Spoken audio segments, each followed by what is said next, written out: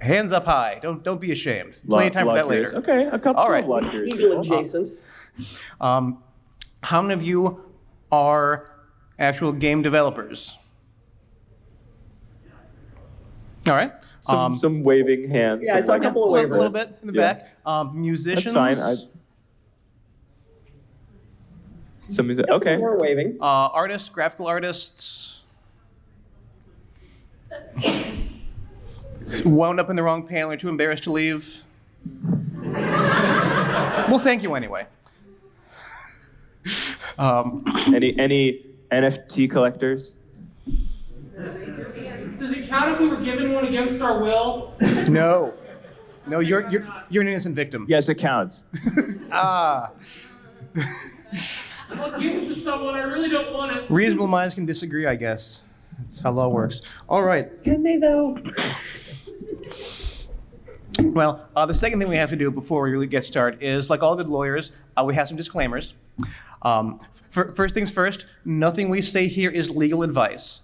We don't know your situation. We don't know what you're doing or going through. We're not telling you to do or not do anything. If you have a question, and there'll be time for questions at the end, if your question amounts to, what should I do in this situation? The answer is hire a lawyer. Joe and I are available. Second, I shouldn't have to say this, but you'd be surprised. You being here does not create a lawyer-client relationship between us, any of us, and yourselves.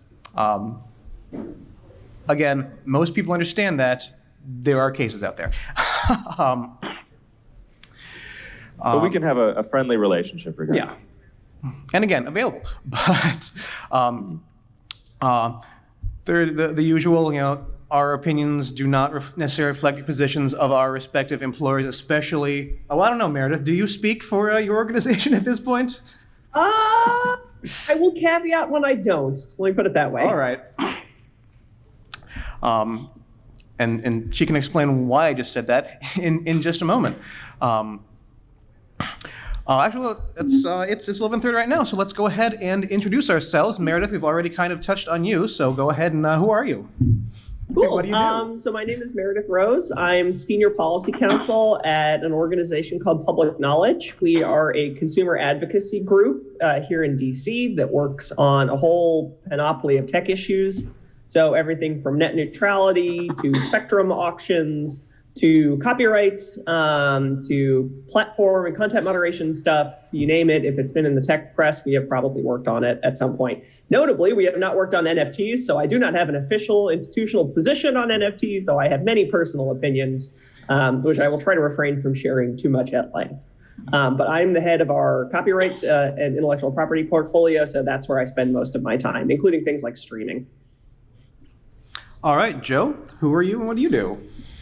Hi, I'm Joe Newman. I am a lawyer at the law firm of Fenwick and West. It's a law firm in San Francisco, Silicon Valley area, and works with a bunch of basically all of the video game companies except for a couple that we're conflicted out of working with, because we're either representing them or fighting against them. I've been working in the game industry now in some capacity or another for about a decade. I worked in the games industry before going to law school. I worked in-house for 3 years at Electronic Arts, then 1 year at Ubisoft, and then 3 years at Fenwick. So I've seen a lot of some of the questions about game development and the legal issues that come up. Some of the things that I kind of specialize in are consumer protection issues, which includes privacy and data protection, but also a whole bunch of other stuff, gambling laws, sweepstakes and promotions, advertising law, and then yes, we do a ton of NFT work. And I will also, I will not, say anything specific about any clients, but I will share my own personal opinions about what they are, what people are doing wrong, and where I think it could be going. And all the lawsuits yet to come. My name is Sam Cash. I'm not Austin, but thanks to my friend Austin for letting me use his computer today. My name is Sam Castry. I'm the head of entertainment law at Crawford Intellectual Property. We're a small IP firm out in the Chicago suburbs. And I do a lot of work with small game developers, among other things. And so while I don't have anyone who's really kind of at the stakes we'll be talking about today, I will actively encourage people not to be some of the people we're talking about today. So there I am. So basically how this is going to work, we are actually down a person, unfortunately, who couldn't even make it to Zoom. He's just too swamped and overwhelmed. But we're basically going to quickly take turns kind of going over some of the various lawsuits that involve video game companies out there, and kind of what happened, what actually happened, not sort of the game press summary that is usually wildly inaccurate in some cases, and just sort of some opinions and banter about what's going on. One thing I want to start with that just hit the news last month for some reason. I'm not sure why it was last month, but it was Take-Two Interactive versus Hazelight. They make the game It Takes Two. And I'm confused about this because Hazelight put in their trademark application in 2020, and Take-Two filed to oppose the registration in October of 2020. The application went dead March 30th, 2021. So I don't know why this suddenly became a thing in December of 2021, but it did. To just real quickly go over it, Hazelight made a game called It Takes Two.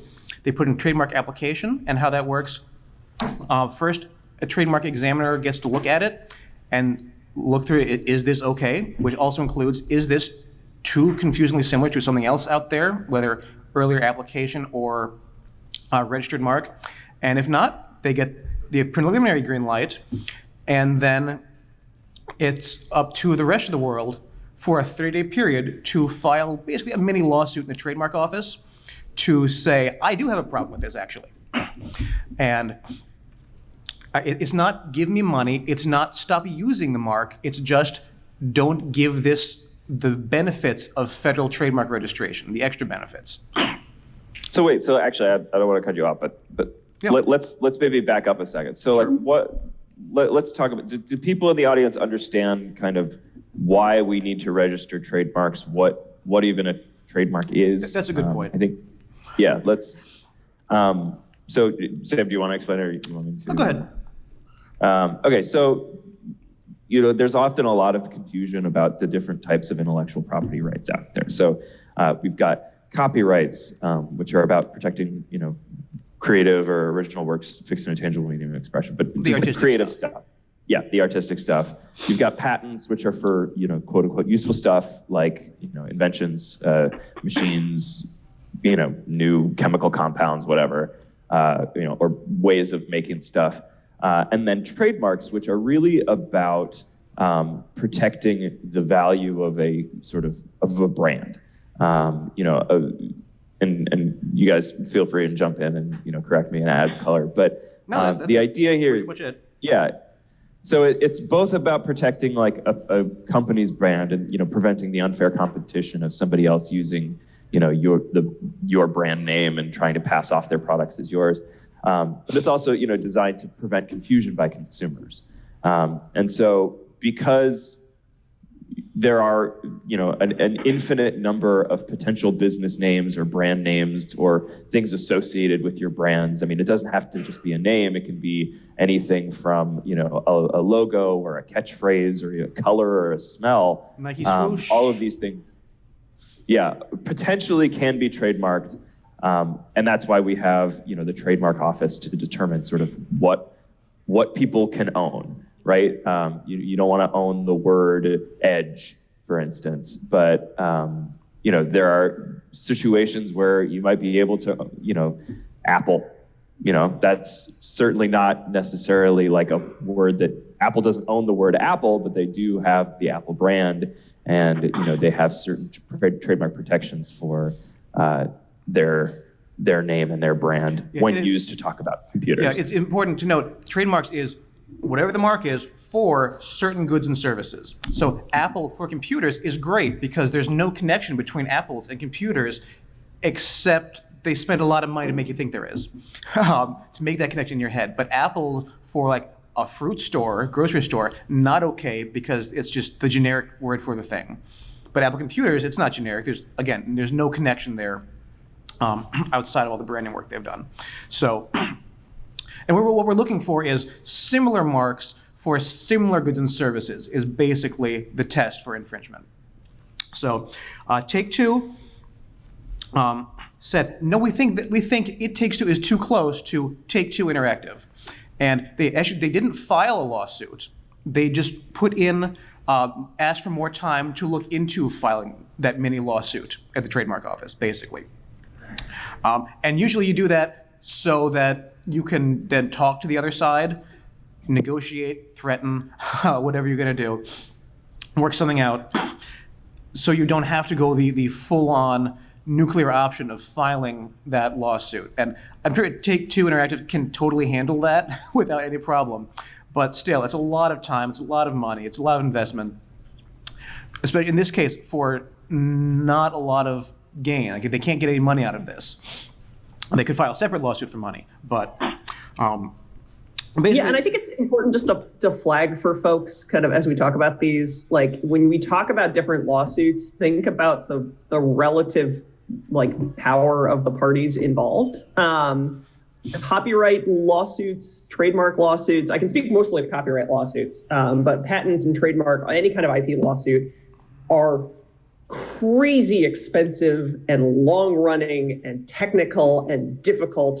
A case that I want to talk about later is Google Oracle, which finally actually got a Supreme Court decision. It's not totally dead yet, because I'm pretty sure it got just punted back down to the. Yeah, I think we're still waiting on the appellate court to do something or other. I don't know. Yeah, it's been going for over a decade. This is a fight between two of the biggest tech giants in the world, Oracle and Google, about APIs, which is, again, it's something we'll kind of talk about later. But these are the two biggest, deepest pocketed tech giants in the world, that they have managed to keep one of these trials running for literally over 10 years. It hit the 10-year birthday early in the pandemic. So keep that in mind when you talk about things like trademark disputes. If you've got a small indie developer that suddenly they put in a trademark application, and all of a sudden somebody like Take-Two Interactive, which is like pretty well heeled, comes in and says like, actually, and they indicate like, well, we don't like this and we may actually fight it in court. That's got a pretty big impact if you're a small developer who may not have the resources to fight it. Yeah, so I have no connection to this, but I imagine we want to oppose you based on our name, big name Take-Two. Hazelite was probably like, oh crap, what are we going to do now? Now, I will say, a lot of people had really bad takes about this that I read. There's a hyphen between take and two. It doesn't matter, really. It's Take-Two versus It Takes Two. Largely irrelevant. Again, we're similar marks for similar goods and services. Now, I think there is an argument to be made, and I would feel comfortable making it with a straight face. Now, they are different overall in their connotations. But I'm definitely not going to guarantee that. And if I were advising Hazelite in this case, I would say, and I had this in like my trademark search results to see, are you clear to use this name? I would urge caution. I'm not going to say it's flat out impossible. I'm not going to like huge red flag, abandon all hope. But I'm going to say, I don't know, this thing is kind of nervous. What's your risk tolerance? Because that's ultimately what it boils down to. I've seen people lose things. I won't share a story when a judge basically said, I didn't read the motion, but the other side knows what they're doing, denied. That should not happen. That is completely wrong. We could have appealed it, but the client didn't have the money for that. I also won on things I had no business winning on, but it happens sometimes, and I'm happy. But if I saw you, It Takes Two for video games versus Take-Two for video games, I'm going to say, think carefully about what you're doing. And ultimately, I don't think anything else is going to come of this. There's no lawsuit. Take-Two did not force Hazelite to stop using the name. And given this all wrapped up at the end of March last year, I don't think they're going to do anything else. It's just, don't register this. Don't get those extra benefits. We're kind of carving a really big bubble of rights around our name, Take-Two. And they seem to be happy because, again, nothing's happened in 9 months. So that's what I have to say about that. Do we want to jump into Google versus Oracle now?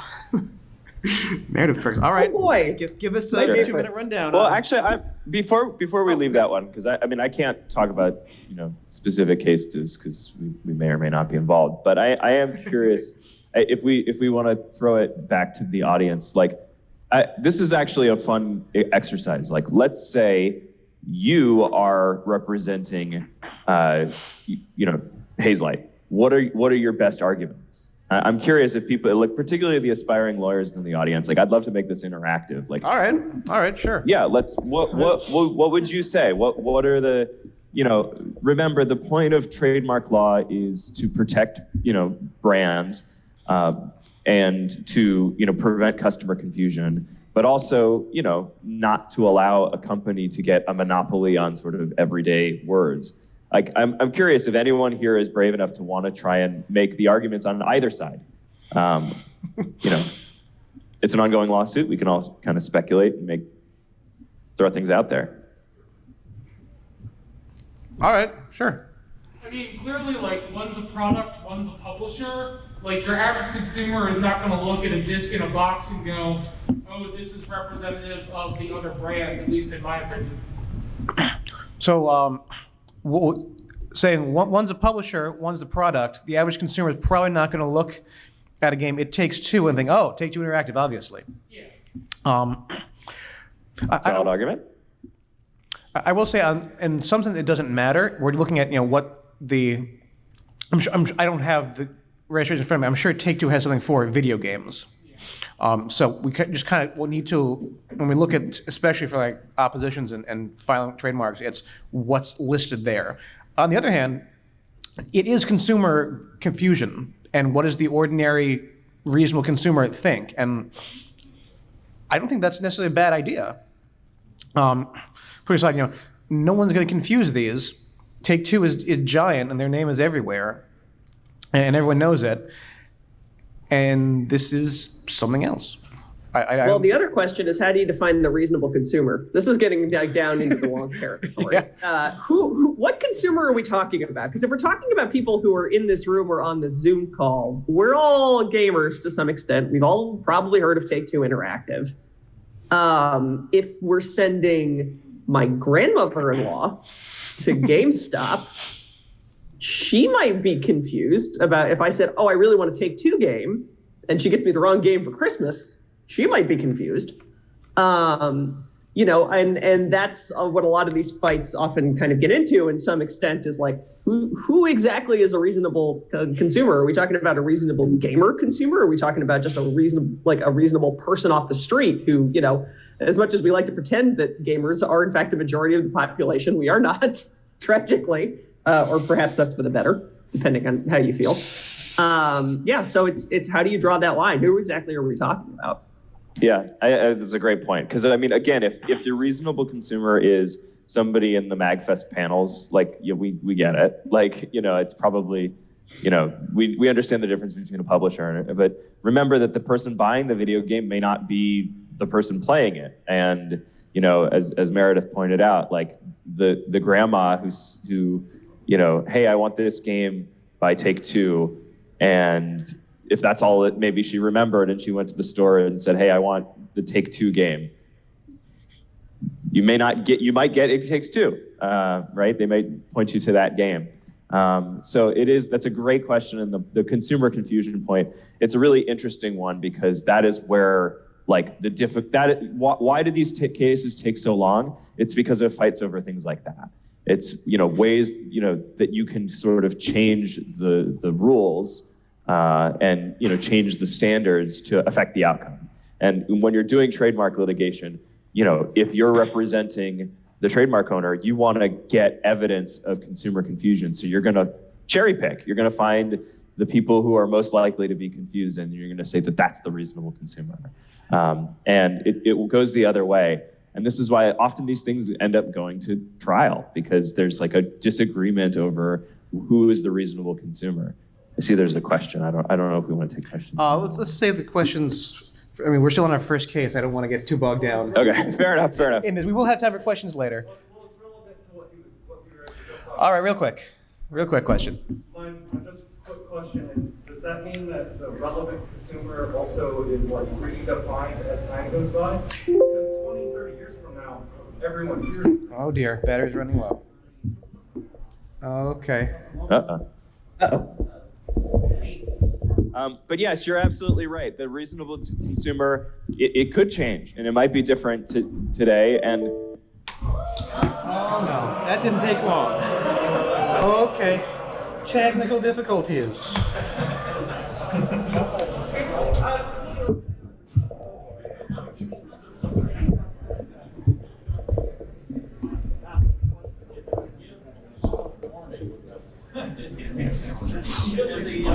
didn't give us much warning on that. Okay, sorry.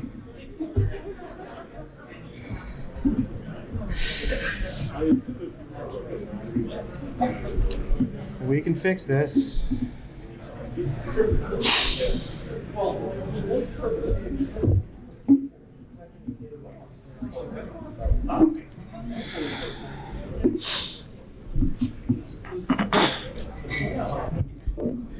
I guess while I'm fixing this, I can quick talk about another case that doesn't really have much to talk about. We had issue of Nintendo recently suing the people who play Fallout 76 religiously. who do Nice. ROM universe.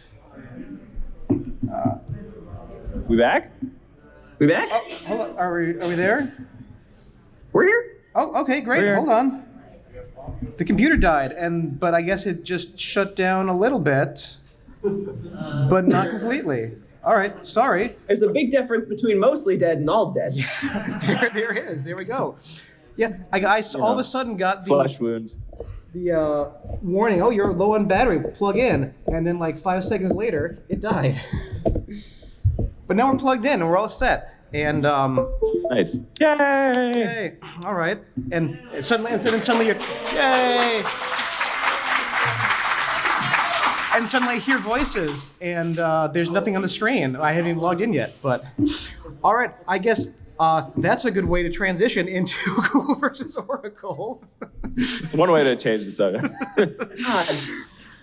All right, Okay. Meredith, take it away. What the heck happened Google there? Oracle, the bane of my existence. Yeah, so the fight, I'm just kind of curious if actually, Sam, if you wouldn't mind, sorry, I'm Yep, going to make you flipping flip around. the screen over here. How many folks in the audience are programmers, either professionally or for fun, if you can call it that, or know how to code in some capacity? There we go. Lots of hands. Oh, okay, there we go. Good. Okay, so I can do the easier explanation for this. The fight was about APIs. So the fight in this case, the basic factual background is like, we have to rewind all the way to about 2008 to get to the beginning of this fight. Google was developing the Android operating system because Google saw the iPhone and was like, oh, we want to get into this. So they were developing Android as an OS for moving into the smartphone market. Part of what they wanted to do was they wanted to make this platform as easy to pick up for developers as possible. They wanted it to be super easy, get lots of entrants, people can develop apps for their stuff. So they were like, okay, well, we can use Java, or we can use a Java-based system. They went to Oracle. Oracle had, up until that point, a policy, or it might have been Sun Microsystems prior to this. Basically, they went to, I think it was Oracle at the time, had control of Java, and said, hey, we want to use this as the basis for our smartphone operating system. Oracle famously, Larry Ellison, the head of Oracle, there's some personal shit there, famously loathes Google and told them to pound sand. They said, well, we'll let you use it, but we're going to charge you this ungodly amount. And I think it was like a percentage of Google's earnings for however many years. Like it was ridiculous. And Google basically pulled a bender and said, fine, we'll make our own Java, but with blackjack and hookers.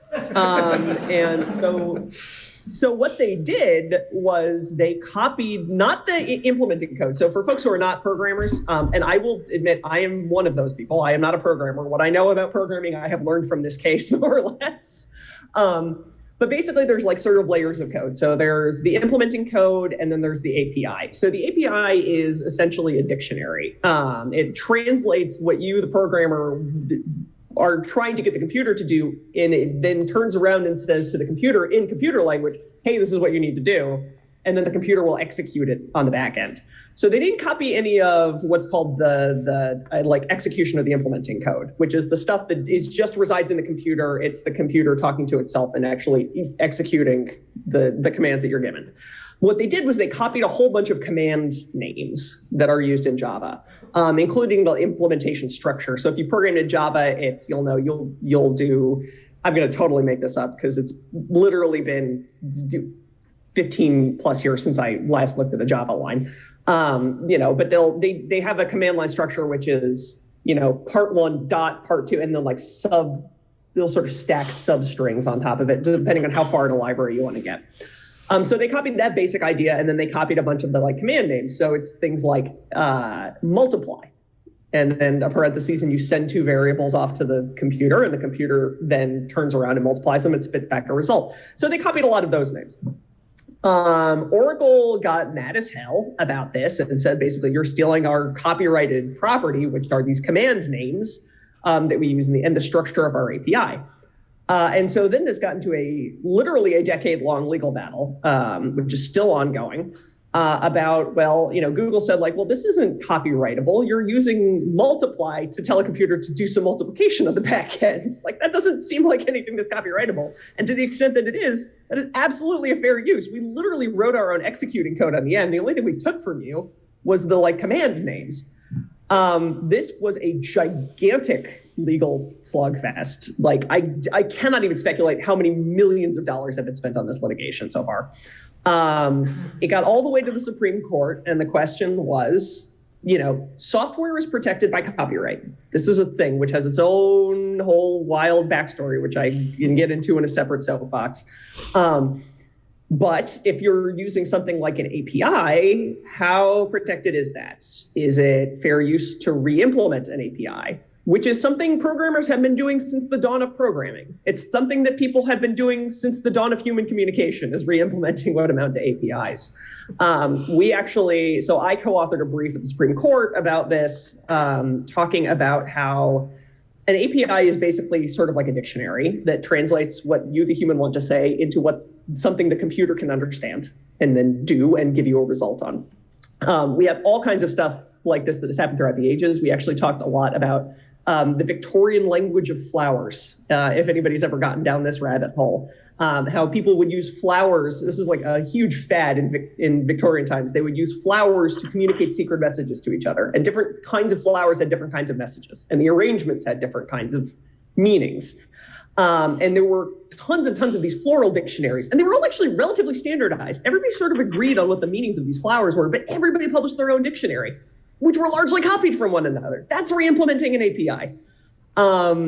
So the Supreme Court basically came forward and said, we're not going to get to the question of whether APIs are protected by copyright or not, because that hurts our brains, and so we're not going to do that, because the average age on the Supreme Court is like 70.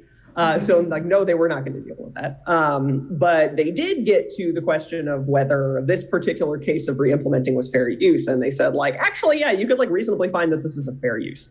And then they kicked it back down to the lower courts, and it's still ongoing. But obviously, this is a big deal for anybody who deals in software of any kind. One of the biggest re-implementers of APIs in the entire ecosystem is the US federal government, because they use it a ton for a bunch of their own systems and a lot of their public-facing systems. They purposefully develop APIs that people can use to interface with their own systems. This is it's just a thing that everybody does. And so it was one of those cases where it was really a question of do we want to read copyright law in such a way that maybe it's a stricter reading of the law, but it would upend decades of practice and a multi-billion-dollar industry to do that. And the Supreme Court, thank God, came down and said well, no, we're not going to read it that way. That would in fact break everything.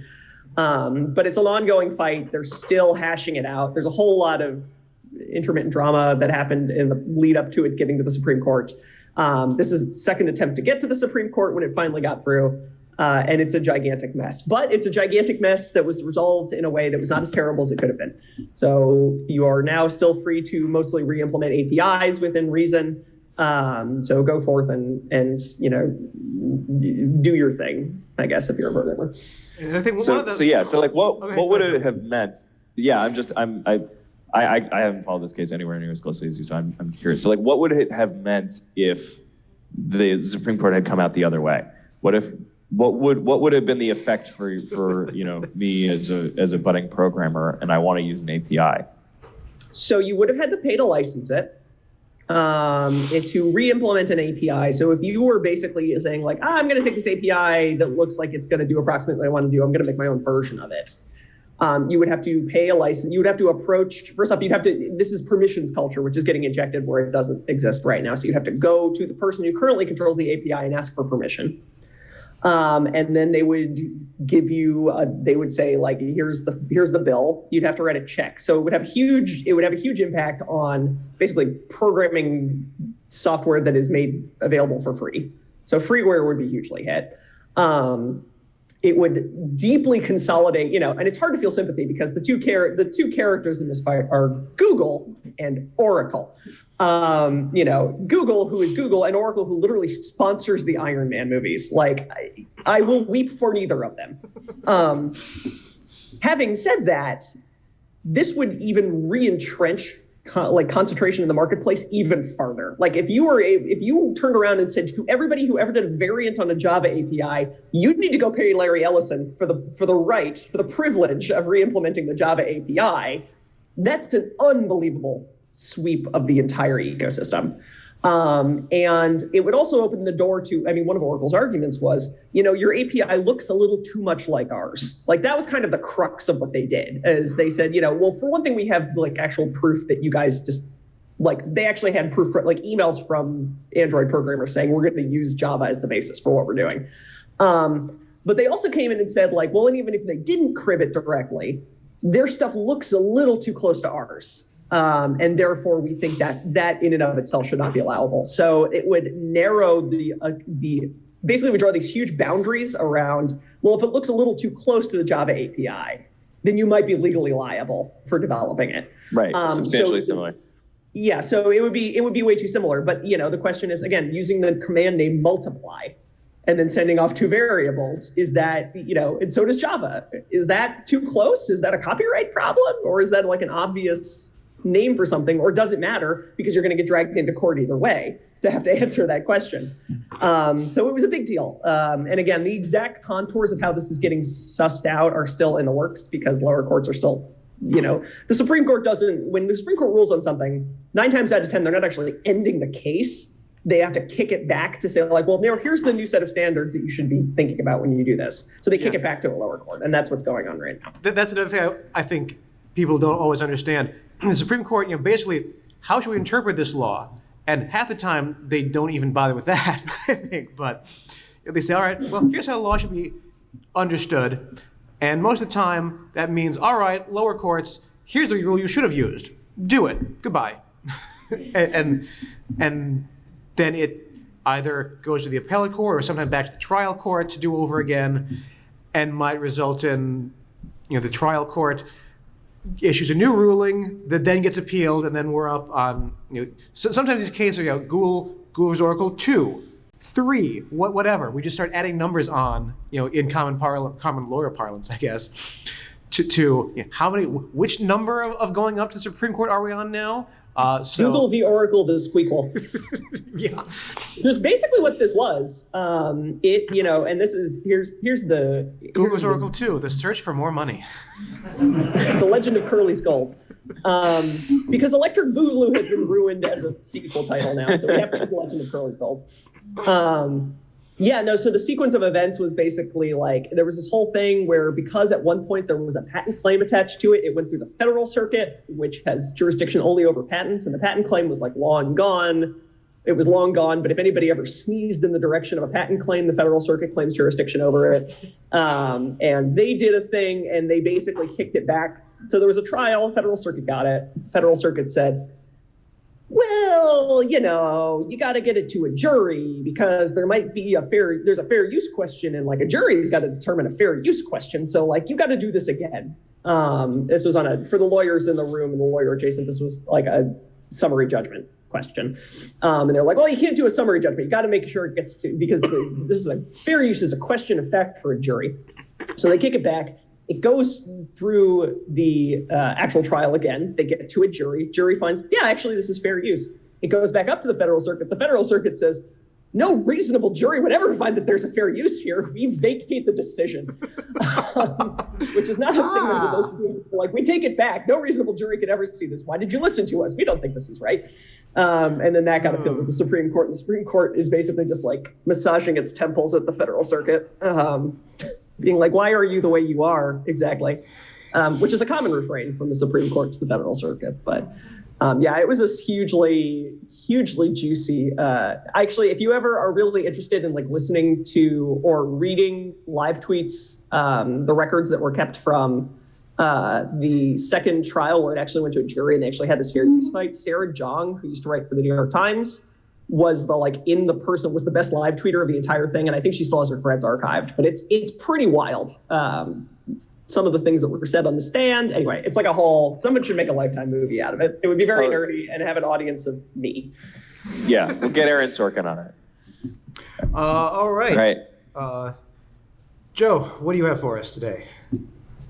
Well, I don't know if I can actually talk about any specific lawsuits. Okay. So I don't know. Can we talk about the felony streaming bill?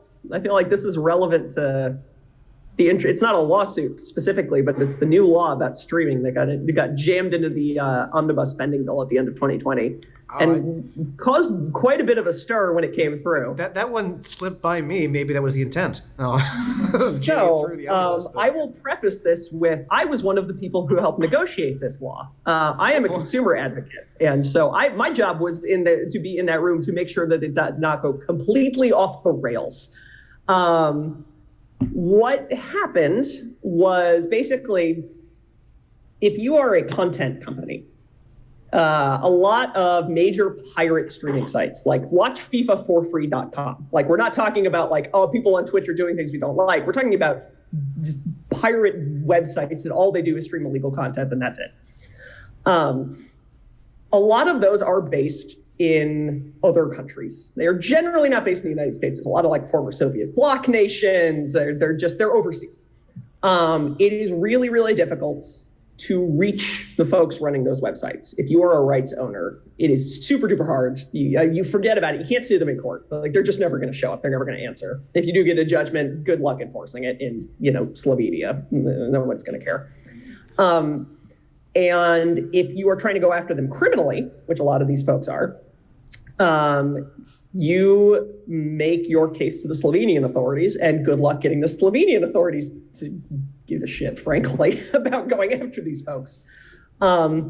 We have some mutual prosecution treaties with other countries. A lot of those treaties say, well, unless you're charging them with a felony, we're not going to help you out. Like, that's the threshold for any other country to care. And streaming, due to a historical quirk that I'm not going to get into because it's complicated, but the public performance right, which is the copyright subright that is implicated in streaming, there was no felony level offense for violating the public performance right en masse. There was a felony for basically en masse reproduction and distribution, because these laws were crafted to go after organized crime syndicates that would burn CDs and then sell them on street corners. Like, that's what these laws were designed to go after. But now that we don't do physical object piracy as much anymore, we never updated the law, and so there was nothing in there about public performance. And so what the idea was behind this bill was to find a targeted way that would go after like a streaming service specifically. So one, it's a service, it only applies to services that gain like substantial commercial benefits. So they're making money off of doing nothing but streaming illegal content. And this was called the Protect Lawful Streaming Act, I think. I don't remember what acronym they ended up giving it. But this bill was like negotiated between a bunch of different parties. There had been some ham-handed attempts at like kind of getting at the same result before that had come in like SOPA and PIPA, if anyone remembers those fights back in like 2012. But they actually got folks in the room. They negotiated this like tiny, very narrow bill that would essentially attach a felony thing. So the FBI or the DOJ could go to these other countries and be like, hey, actually, like now you need to send us this guy because he's doing the felonies. and it got passed and it went through in the bill. And now it kind of caused a blow up when it went through, partly because people didn't really read the bill, because bill language is impenetrable. And I don't fault anybody for not wanting to slog through legislative text. Didn't read it. Yeah, exactly. Too long, didn't read. And also it got jammed in with a bunch of like truly terrible copyright stuff in the omnibus spending bill at the very end of the year. So it sort of went under the radar and without a whole lot of public scrutiny. People got really mad. There was this flare up of people thinking like, oh, they're going to criminalize Twitch streamers who don't license their content. And it's like, no, it actually doesn't do that. But it took a little while for the hubbub to die down around it. But so there is a law out there. The short version for the purposes of this panel is it does not apply to Twitch streamers. It does not apply to people streaming Let's Plays. It does not apply unless you are running, a site which just basically does nothing but stream pirated FIFA feeds. You are not affected by this law. But that was the super big development of the end of 2020 for the purposes of streaming, at least in the legislative space. I know Twitch had its own whole year and a half that is still ongoing there. And that kind of bring me back to what I was talking about when everything crashed here. Very briefly, because it doesn't warrant a lot of talking about, Nintendo sued the people who do ROM Universe, which is another one of these sites where it's just download illegal copies of old Nintendo games. And ROM Universe got sued. The damages were actually reduced from like 15 million to 2.1 and change million. The short story is, don't do this. However you might personally feel about whether some of these old games should be available for free or whatever, and not for like archiving purposes, but hey, come play this game, I don't care. Get a bunch of copies, whatever. That is against the law. And especially, with Nintendo that is very protective of these things, because typically, we're only a few months away at any given time from something getting rebooted. I remember when, another Metroid 2 remake got shut down, and then like a couple months later, hey, Metroid Samus Returns. We've been working on this for a while. Buy it. Like, that does happen. So don't do this kind of stuff. It's really just the short answer on that. Okay, we have about 10 minutes left. I'm not sure how we've taken up that much time already, but let's go ahead and open it up to some questions that people have. Let's start front row. Front row. Yes, you. Let's look at the audience. So, Spin me. I'm a managing editor for MegaVisions.net, and we just recently, at the turn of the year, have been covering a lawsuit between Junk Food Customs Arcades and Hitbox. A little bit of background is that Junk Foods is filing an injunction against Hitbox because Hitbox sent a cease and desist order to Junk Food at the head of CEO, which was like one of the biggest fighting game tournaments, over the design of their products. So they make them all but arcade control. My question is twofold. One, in your C&D, Hitbox had asked for all the transaction data, locations of their retailers, locations of their wholesale customers. What is the purpose of that as far as like a legal standpoint? Why they would require another company to surrender all of their transactional data? So for those who didn't hear, the question is, there's a lawsuit over product design. What's the purpose of the company who's suing asking third-party companies for all sorts of transaction sales data? And the answer is for damages. I mean, if let's say this product does infringe, and we're out, I'm making a number $20 a pop on this. How many did you sell? If you sold 10, our damage are $200. If you sold 1 million, they're just trying to figure out how much money do we think you should give us, basically. Anything else you want to say about that? I think we can't talk about specific cases for sure. Right. But I think that the purpose is probably just to get a handle on damages. I've had to, for my own clients, how much of these did you sell? What did you make? They're looking like how much money can we squeeze out of you? Makes sense. The follow-on question is that in my interviews with Charles Crittenden of Junk Food, he is specifically asking for a trial by jury. over the patents, the utility patent of the hitbox. What is the purpose of specifically asking for a trial by jury as opposed to just a regular lawsuit with the judge and the lawyers? So I'll answer that one. So two reasons that you would request a trial by jury, just in general. I'm not, again, commenting on this page. One is jury trials are more expensive, so it's a way of bullying somebody who doesn't have as much money. And jury trials are just, they go on for forever and require a whole different set of legal skills for like how to manage a jury and like picking a jury and presenting evidence and all that kind of stuff. The other reason that you might ask for a trial by jury, if you're not just trying to run up legal fees and bully the other side, is that if you think you have the court of public opinion on your side. Juries are not always rational, right? The idea is that if you give it to a judge, the judge might rule dispassionately. If you give it to a jury, the jury might take your side because they like you. I'd also add, you have sort of that, it's, a random selection of 12 people. So if you think the sort of court of public opinion is on your side, this doesn't seem right. This doesn't seem fair. Well, the law says, yeah, but it doesn't, I don't like it. You are trying to get at that sort of, what do I want to say? You're appealing to public opinion. Yeah, the public opinion, not so much folksy, but the common sense. It's an emotive appeal. It's an appeal to like a sense of right and wrong rather than necessarily black letter law. The common sense sort of view as opposed to the black letter of the law says X, Y, Z. And again, I'm not a litigator, and I definitely can't talk about this case because we actually represent both Apple and Epic. But it's a case where you really want to look at, like, we're in 2020 and this decade, one of the big legal strategies for how do you win a case in a public space is to try and get public opinion on your side. Look at how much like rhetoric was just designed to make Apple or Epic look like the bad guy. And of course, they're both multinational corporations, huge amounts of money. Nobody's good or bad, but like, it's just really interesting how much of just generally modern litigation is about trying to spin a narrative of we're the good guys.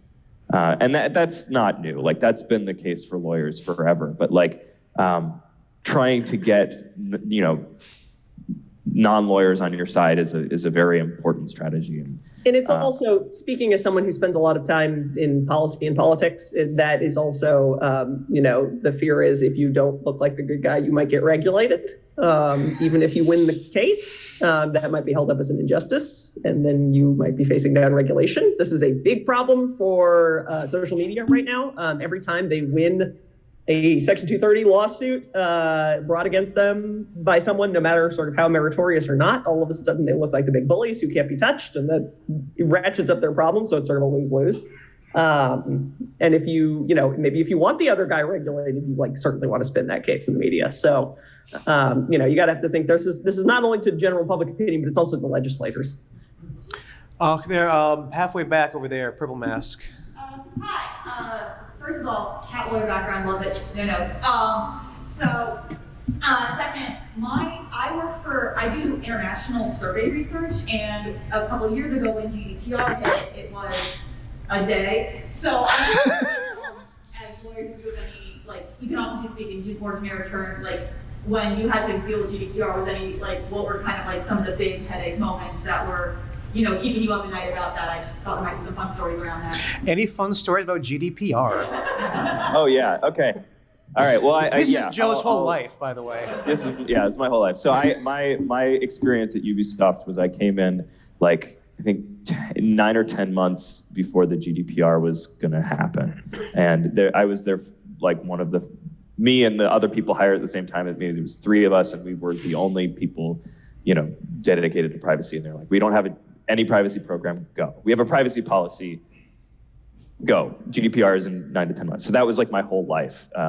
And when you're working for a European company, you absolutely are dealing with GDPR issues, day in, day out. So, the GDPR, I certainly have war stories. There were all-nighters that happened. They're not going to be super interesting for this crowd. But it has become the global standard in a lot of ways.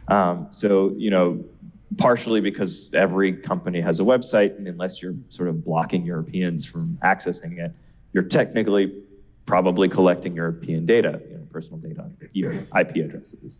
One of the things that's really, become very important in a sort of post-GDPR world is, for a company that doesn't have the resources for a massive GDPR compliance program, right?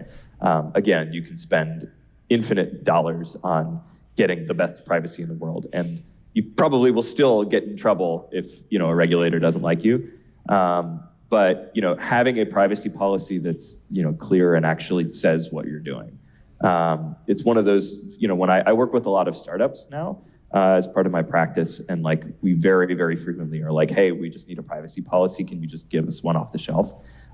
And that's one of the biggest sort of misconceptions that I have to deal with is that no, every company is different. The point of a privacy policy is to actually say, this is the data that we're going to collect and what we're going to do with it. And in some ways, it really is that simple. And in some ways, that is a really hard question to answer. The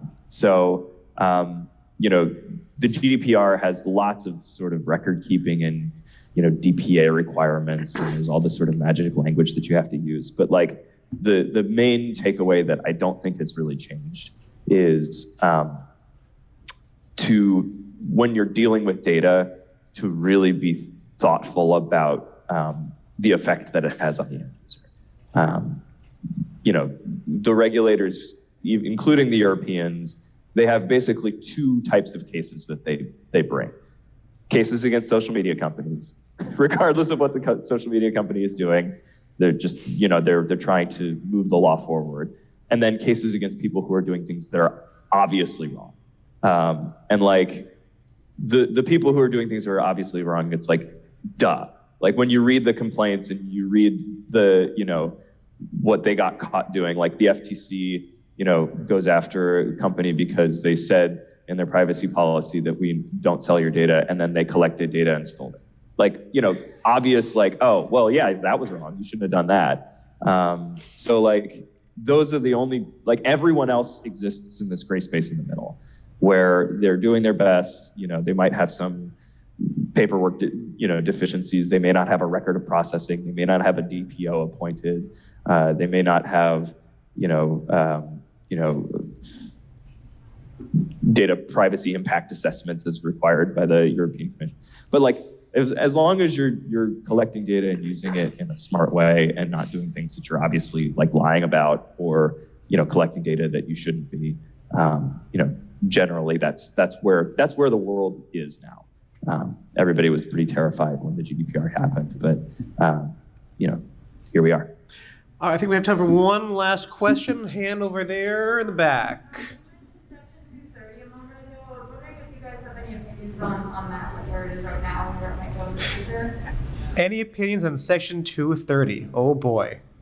Oh boy. Yeah, sure. So we only had 2 minutes, Meredith. Okay. Let's do Sorry, one sentence each. My God, that's my music. Joe's Mr. Privacy. Meredith, Section 230. Oh boy, go. Yeah, Section 230 is important and imperfect, and the courts have read it way larger than it should be. And the thing that everybody forgets to mention about Section 230 is Section 230 has two parts. The first part of Section 230 says that the platform cannot be liable for anything that is posted on it by a third party, because realistically they can't monitor everything that goes up. So the alternative to that is pre-upload monitoring for absolutely everything that goes on social media. The second part of Section 230, which everybody forgets, is that social media companies are held not liable for content moderation decisions. Section 230 is what allows websites to have moderation policies. Otherwise, they could be sued by everyone whose speech is taken down. And a lot of the fights around 230 from a political perspective are people going for very different ends. And so you usually have folks on the left who say, like, actually, we don't like 230 because it allows companies to escape legal responsibility for what we see as harmful speech on their platforms. And people are being harmed by the speech on these platforms, and we should hold the platforms accountable. From the right, the complaint is usually, actually, they're taking down too much stuff that we think should stay up, and therefore we should hold them accountable for the decision to take stuff down as opposed to their decision to leave stuff up. So be very, very wary about the discourse around 230. It's a lot of people who are coming at it from totally opposite ends, and they look like they're agreeing, but they absolutely do not. They are coming for two totally inapposite purposes. I will say one really quick thing about 230. I'm actually doing a project on 230 right now for a client anyway. And my goal is to look at all of the international like 230 equivalents and like all the proposed laws and things like that. It's a huge project, but I will say in my own personal opinion, totally agree with Meredith. It's an imperfect law, but reading all of these proposals, every single proposal is worse. Like they either say, like there's one law that basically says every person who puts content on the internet needs to register with a government authority before they can post on the internet. It's like, well, that's dumb, So like it's a system that is messed up, but like nobody has a good idea of how to make it less messed up. They just have ways to mess it up further. Yeah, that's pretty much how I feel about it too. There are a lot of problems here, but there are also problems that don't have real solutions. So, or at least not any seriously good solutions people come up with. I will point out that and I'm sorry, I know we said one sentence. I can't stop. Go ahead. No, you're like 30 seconds. This is my day job, damn it. Yeah, so the other thing is that I think a lot of people, especially in the camp that say, well, there's a lot of harmful speech that gets left online and we need to find a way to limit the amount of harmful speech online. And the easiest person to go after in that equation is not the individual speakers, but the platform on which those speakers are appearing. So for one thing, that's a calculation not of who should be liable, but who is the easiest to hold liable. Those are two very different questions. The second thing is that the problem that a lot of folks have with this harmful speech is not 230. The problem they have with it is the First Amendment. Like the First Amendment, we have, like it or not, the First Amendment does in fact protect your ability to yell fire in a crowded theater. If anybody ever uses that analogy in front of me again, I will shank someone. It's a bad analogy. It doesn't mean anything. If you take away nothing from this panel, never use the phrase shouting fire in a crowded theater ever again. It doesn't mean what you think it means. Especially if there's a fire. Especially if there's a fire. Yeah, if there's a fire, please yell fire. Shout it. But the thing is, like, the First Amendment, all this, like, hideous speech that, like, I will absolutely agree with you till the heat death of the universe is terrible and is bad. Vaccine misinformation and racist speech and, I don't know, cancellation culture, if you believe in that, like, is bad. It has bad policy impacts. It is still protected by the First Amendment and the law that has been built up around the First Amendment. So changing 230 is not going to get at the underlying problem, which is the structure of the law that we have built around the First Amendment and the courts have read around the First Amendment. That is the source of these things that we have identified that are a problem, not 230. 230 is just sort of the easy whipping boy because it's perceived as being an easier thing to fix than fixing this long line of First Amendment cases.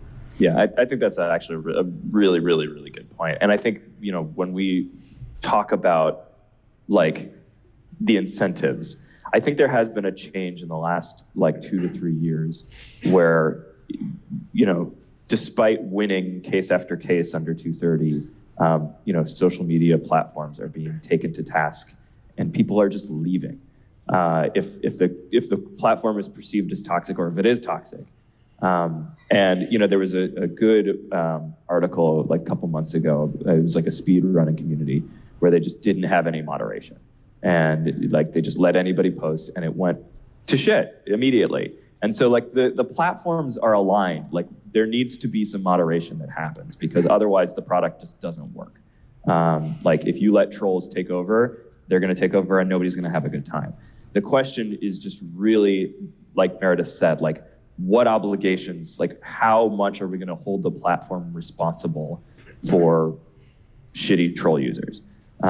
And we can't go after the shitty troll users because they have no money and they're living in their mom's basement, and they're just going to say First Amendment, and it's, there's no point in going after them. So we just